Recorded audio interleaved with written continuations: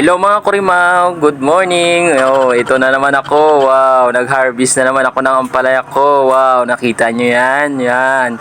Mahaba na, pwede na harbisin. Di ba?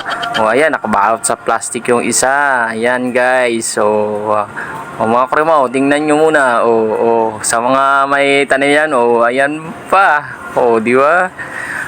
Time to harvest na habang maaga pa kasi baka mamaya maunahan pa ako magnanakaw dito. Ayan, yan, meron pa. Wow, di ba? So mga kurimaw, maaga pala nang harvest na ako ng aking ampalaya kasi ayun, may maliit pa.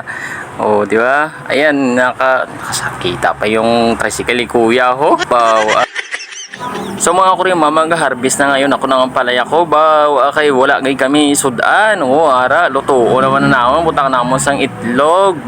Kanamit naman ni karong kao namon. Kahit maliliit pa yung iba, sige lang tanggalin ko na. Baka maunahan ako ng mga kuha dito ng mga kapitbahay namin. Kalinte. Dito kasi sa Manila, ikaw nagtanim, iba mag-harvest. Kaluoy man ko ba? So ayan ang ginagawa ko, pinagpuputol ko na lahat, pinagkukuha ko na lahat ng bunga, mahaba pa naman, di ba? Wow, sarap na, may ulam na kami mamayang tanghali, lagyan na ng itlog tsaka kamatis, okay na, pang ulam na ba? At pagin sa puro kasagi ko, gakabit ko palago, siya dako na, unahan ko na kay base, karong maunahan, pakuli sa iban kaluoy man.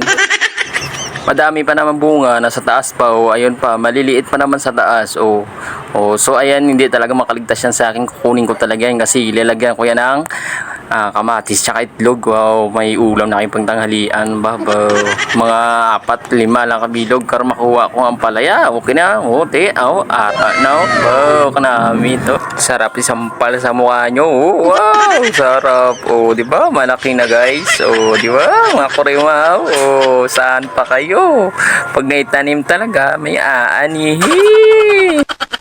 So mga kurimaw, ito pala yung aming niluto umaga pa lang. Yan mga niluluto namin. Pritong isda, baka gusto nyo. Ayan, lapas batchoy. Yan pala hinanda namin tuwing umaga. Ayan, di ba? Laway muna kayo, laway. Kain muna. Baka gusto nyo. Kain muna, lapas batchoy. Di ba? Mukhang masarap. Di ba? May itlog. Kain muna, kain. Sarap na pritong isda. Tapos ang palaya. Wow, sarap ulam guys. So guys, alam nyo ba, ako namamalingki tuwing umaga, pumupunta ako sa palengke, alas 6 ng umaga, tapos dumarating ako mga alas 7.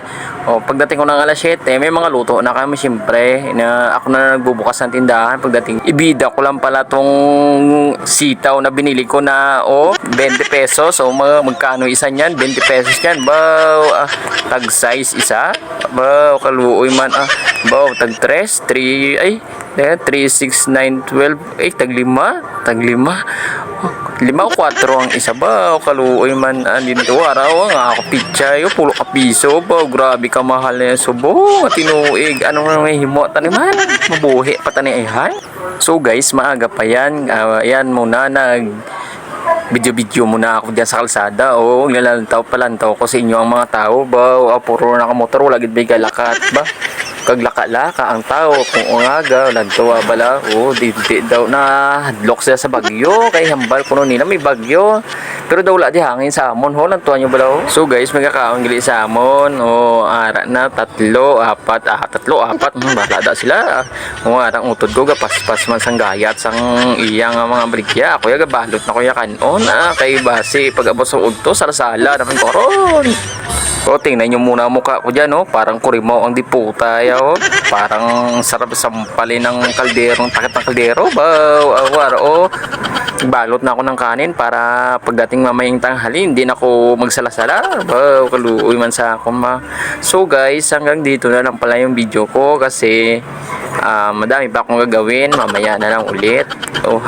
Ingat kayo guys and enjoy watching diputa. Sa mga Ilonggoda, shout out sa mga followers dyan, shout out din kung ano gusto nyo, sundan nyo na lang.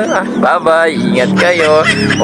Gabalot ka daw putay, kura mo daw apo, karong diputa karon. Bye bye, ingat.